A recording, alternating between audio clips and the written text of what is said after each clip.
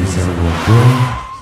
We are back in another video dealing with the electric car that our friend Stephen Colbert wants everybody to go out and buy because, the gas prices are pretty high.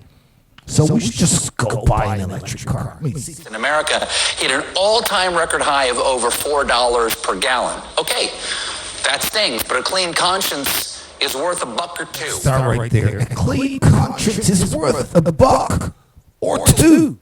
Apparently, only $2. Okay, let's start right there. Old Joe is planning to get his oil from the Saudis. What kind of a clean conscience is that? Okay, no. Now he's trying to get gasoline from Venezuela. Yeah. What kind of clean conscience are you going to get there? What is this man talking about? This makes no sense. Anywhere you get oil from, you're going to have to deal with despots and criminals who run other countries. There's no getting around it.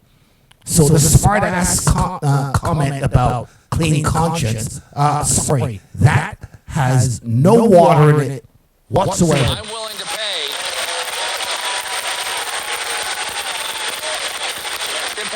That clapping you're hearing, there's somebody who usually stands in front of the audience and tells them when to clap.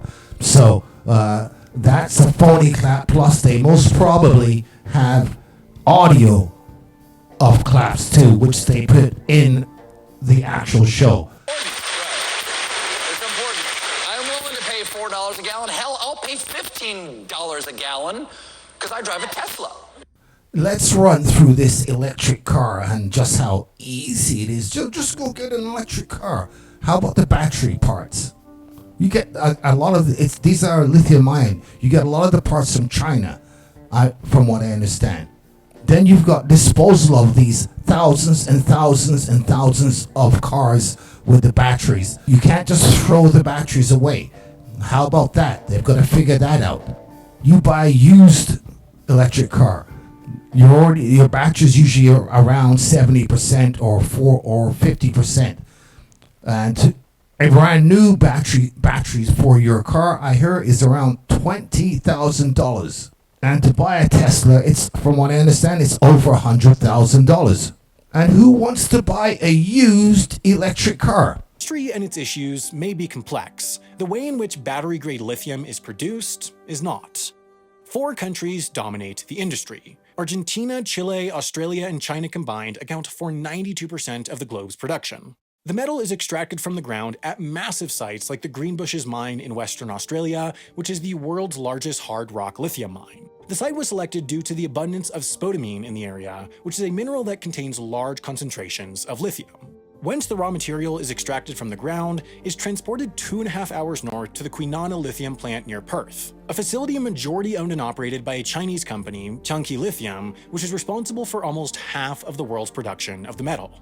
Once refined, lithium hydroxide and other compounds are sold to battery manufacturers, which in about 3/4 of the cases means one of 3 companies: LG Chem, CATL, or Panasonic. The problem, however, is the world's solution. In addition to the UK, Iceland, Belgium, the Netherlands, Germany, Denmark, Norway, Sweden, Israel, Singapore, and South Korea have each committed to banning the sale of internal combustion passenger vehicles within the next decade. Adding up their annual passenger vehicle sales numbers from 2019, that means the absolute base case demand for EVs a decade from now will be 9.5 million per year. Just to reach that, EV production would have to quintuple, but even the most conservative forecasters don't dare tread anywhere close to a number as low as 9.5 million in 2032. The market is waking up to what this means for lithium demand. Across 2021, seaborne lithium prices rose from around $8,000 per metric ton to over $30,000, a 400% rise in a mere 12 months, and lithium is hardly the only crucial metal for lithium-ion. Then you've got thousands and thousands and thousands of cars plugged into the power grid at night. How's that going to work?